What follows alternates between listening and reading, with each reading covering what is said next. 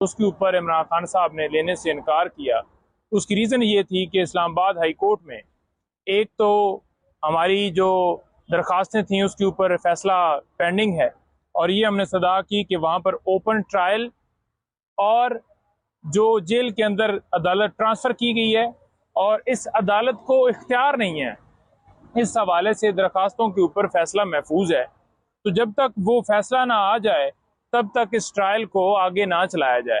और दूसरे नंबर पर हमने ये भी इस्तदा की कि वहाँ पर ज़मानत की दरख्वास्त के ऊपर भी समाअत है आज, तो लिहाजा ट्रायल के अंदर इतनी क्या उजलत है, क्या इतनी जल्दी है।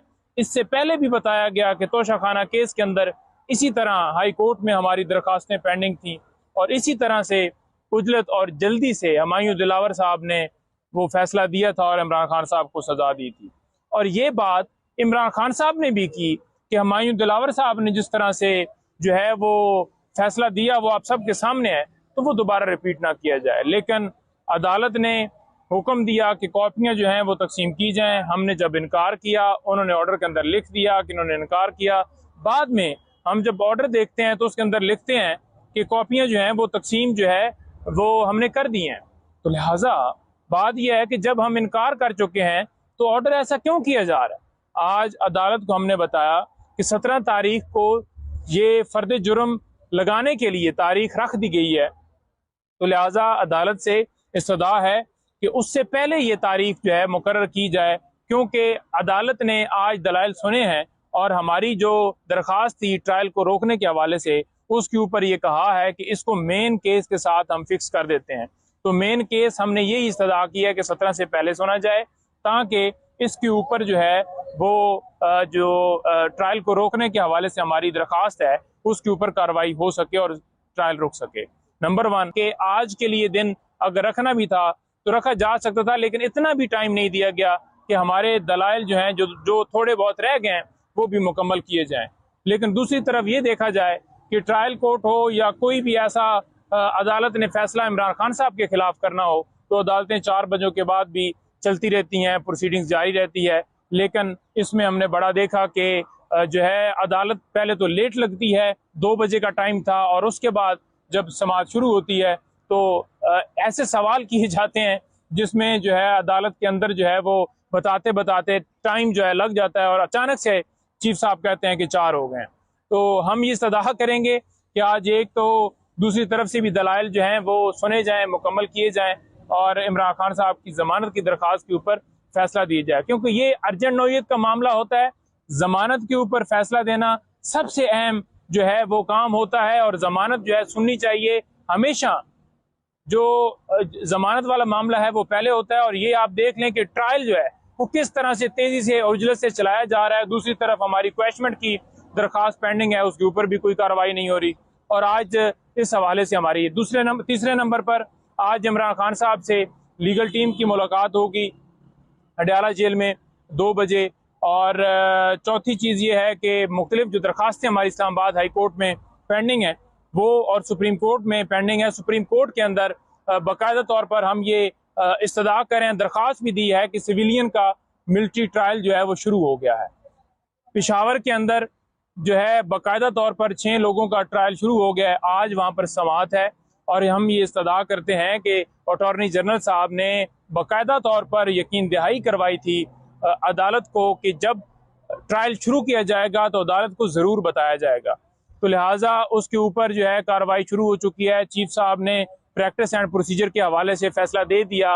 अब चीफ साहब के ऊपर ये जिम्मेदारी आयद हो रही है, मजीद सख्ती से आयद हो रही है। वो किस तरह से कि फंडामेंटल राइट्स की जिस तरह से वायलेशन हो रही है पूरे पाकिस्तान में, उस पर जो है वो नोटिस लिया जाए और फौरन फिक्स करके उसके ऊपर फैसला दिया जाए। और जो सिविलियन का मिलिट्री ट्रायल नहीं हो सकता उसको जो है वो उसके ऊपर जो है अहकाम जारी किए जाएं। और उसके साथ साथ 90 डेज के अंदर इलेक्शन वाली जो तारीख जो है वो अनाउंस करनी है, उसके हवाले से दरखास्त हमारी पेंडिंग है, तो उसके ऊपर लाजमी जो है वो फैसला देना चाहिए, तभी इंसाफ के तमाम तकाजे पूरे होंगे। जी कोई सवाल है जी किसी हवाले से, नवाज शरीफ साहब के हवाले से या कोई?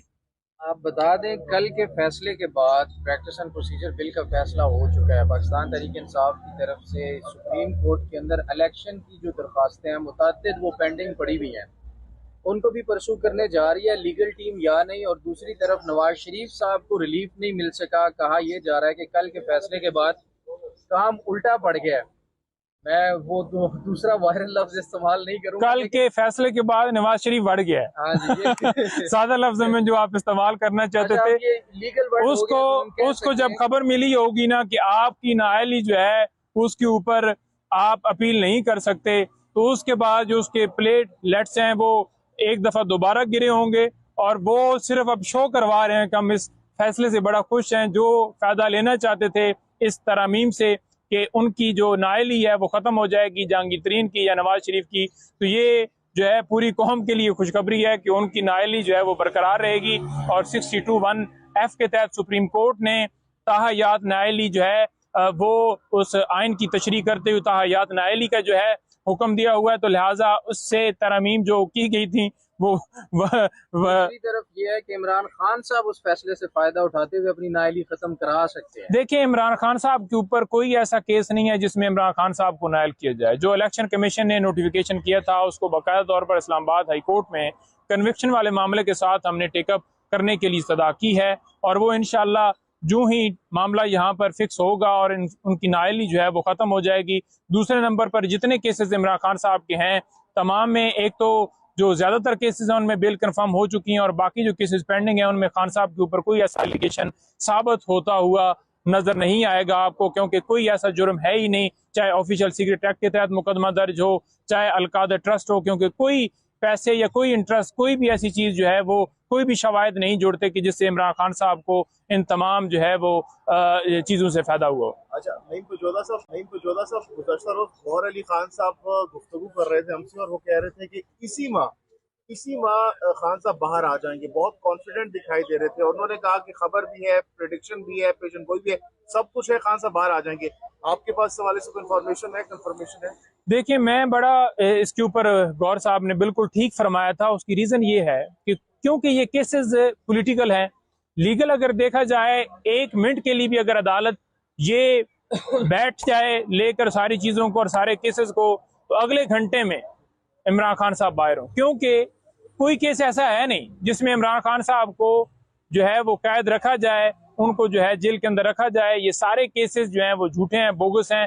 बाहर से धमकी मिलती है, बजाय ये कि हम जो है उनको जवाब देते। हमने अपने वजीर आजम को इस धमकी के ऊपर गिरा दिया, और उसके साथ साथ उसे जेल में डालकर FIR अमेरिका को पेश कर दी कि ये लें जी, आपका जो नेशनल हीरो था उसको हमने अंदर डाल दिया। लेकिन इस वक्त पॉलिटिकल सिस्टम हो, जो कि आपने कहा कि केसेस पॉलिटिकल हैं, या फिर हम देखें कानूनी सिस्टम हो, दोनों खिलाफ है। खान साहब एक महीने में कैसे वापस आ जाएंगे? कौन सा ऐसा जो पैंतरा है वो टीम देखें, मैं ये समझता हूँ कि जब अदालतें इसके ऊपर सीरियसली वो मामले को टेकअप करेंगी, तो तभी ये मुल्क के अंदर रूल ऑफ लॉ होगा, तभी मुल्क के अंदर आइन कानून की बालादस्ती होगी। जब तक अदालतें स्टैंड नहीं लेंगी, तब तक कोई भी किसी बंदे को जो है वो पूरे पाकिस्तान में इंसाफ नहीं मिल सकता, और हर बंदा इसी तरह से विक्टिमाइज होता रहेगा। आप ये देख लें, 10,000 से ज्यादा इस वक्त जो वर्कर्स जो हैं वो गिरफ्तार रखे गए हैं, मुख्तलिफ केसेस में जेलों में डाले गए हैं। उनके ऊपर क्या कसूर है? जितने लोग डाले गए हैं, अगर आप वीडियोस देखें किसी जगह पे भी, किसी बिल्डिंग की भी, तो 150 या 150 लोग नजर आएंगे आपको जो किसी बिल्डिंग के अंदर हैं या उस हवाले से। लेकिन दूसरी तरफ आप देखें कि जो है जिन जिन लोगों की लोकेशन आई है कि उससे पास से गुजरे हैं, या जिन लोगों का फोन पे भी राब्ता हुआ है, या जिनकी फैमिलियां घरों में बैठी हुई हैं, उनको भी उठा लिया गया है। तो ये सारी बुनियादी इंसानी हकूक सुप्रीम कोर्ट के अंदर पेंडिंग है। चीफ जस्टिस सुप्रीम कोर्ट को हम मुतालबा करते हैं कि वो इसके ऊपर फौरन जो है वो नोटिस लें, और जो जो खिलाफ वर्जियां की गई हैं, प्रैक्टिस एंड प्रोसीजर तो चलो हो गया, तो अब इसको देखें, क्योंकि ये सबसे कौम पूरी आपको देख रही, कौम की बेटियां आपको देख रही हैं। इसे भी ऑनलाइन चलाने का मुतालबा करते हैं कि समाज सबके सामने ऑनलाइन लाइव चलनी चाहिए। देखें, वो ऑनलाइन अगर उन्होंने किया तो बिल्कुल करनी चाहिए, लेकिन सबसे जो अहम चीज है ना, मैं ये समझता हूँ कि अदालतें अपने फैसलों से अपनी तौकीरी करवाती हैं, और बेतौकीरी तब होती है जब वो फैसले नहीं दिए जाते, या फैसले दिए जाते हैं तो उनको इम्प्लीमेंट नहीं करवाया जाता। फैसले दिए जाएं और फैसलों के ऊपर अमल करवाया जाए, चाहे वो इलेक्शन का फैसला हो, चाहे वो 90 डेज के जो सिविलियन का मिलिट्री ट्रायल के हवाले से फैसला हो, या किसी की गिरफ्तारी को रोकने के हवाले से फैसला हो कि इसकी हम बेल लेते हैं,